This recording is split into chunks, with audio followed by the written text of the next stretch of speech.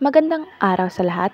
Ngayon matutunghayan natin ang iba't ibang panitikan ng Pilipino at ang mga ginagawa ng mga tao sa Pilipinas.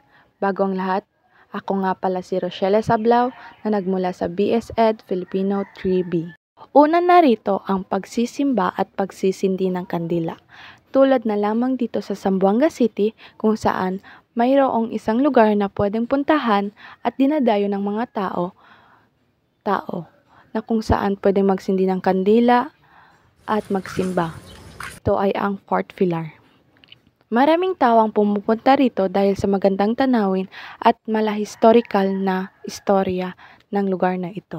Hindi mawawala sa kultura ng mga tao sa kultura ng Pilipino ang pagsisimba at pagsisindi ng kandila dahil isa ito sa mga pinaka-importante sa ating gawain na hindi dapat makakalimutan ng bawat isa, na ang magsimba at magsindi ng mga kandila sa bawat simbahan na ating mapupuntahan.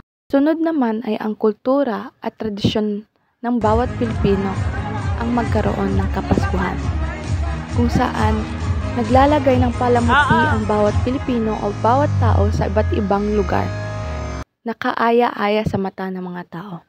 Tulad na lamang dito sa Zamboanga City kung saan ang iba't ibang lugar ay may mga palamuti na inilalagay sa kanilang bahay at mga ilaw na kaaya-aya sa ating mga mata. At ang sunod na kultura na mayroon ng mga Pilipino o panitikan na kanilang pinaniniwalaan ay araw ng Undas. Ito ay ginaganap sa buwan ng Nobyembre sa unang araw ng petsa nito.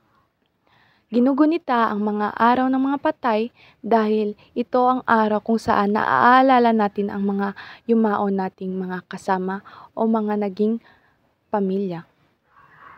Inaalala natin sila at binibigyang pugay dahil kahit nawala na sila, kailangan natin alalahanin na sila ay naging parte ng ating buhay. Ngayon sa pinagdiriwang dito sa Zamboanga City, ang kapistahan. Ito ay tinatawag na Fiesta Pilar, kung saan maraming mga makukulay na nagsasayaw ng mga tao sa harap ng kanilang City Hall. Nagkakaroon din ng iba't ibang aktibidades sa kanilang siyudad na nagpapasaya sa mga tao at sa iba't ibang Pilipino. Isa rin sa kultura ng mga Pilipino ang pagpapakasal sa loob ng simbahan. Ito ay nakadepende kung gagawin nilang engrande o simpleng kasalan lamang. Ang mahalaga dito ay nag-iisang dibdib ang magkasintahan kung saan natutunghayan ng mga tao ang pagmamahala ng magkasintahan at dito mas pinapangako nila ang pagsasama nila ng habang buhay. Dahil ang pagmamahalan ay mas nagiging matibay kapag ito'y natunghayan sa loob ng simbahan at pinangako sa bawat isa o sa isa't isa na sila ay magmamahalan sa hirap at ginhawa. Alam naman natin na tayo may iba't ibang tradisyon at paniniwala na pinaniniwalaan. Ngunit kahit tayo may iba't ibang kultura o ginaganap sa ating bayan, naway tayo magkaisa at magmahalan. Hindi hadlang ang pagkakaroon ng iba't ibang kultura para tayo magkaisa. Ang Pilipino ay kilala bilang isang mapagmahal na mga tao. Naway maging gabay at maging isa pa rin tayo sa ating mga ginagawa.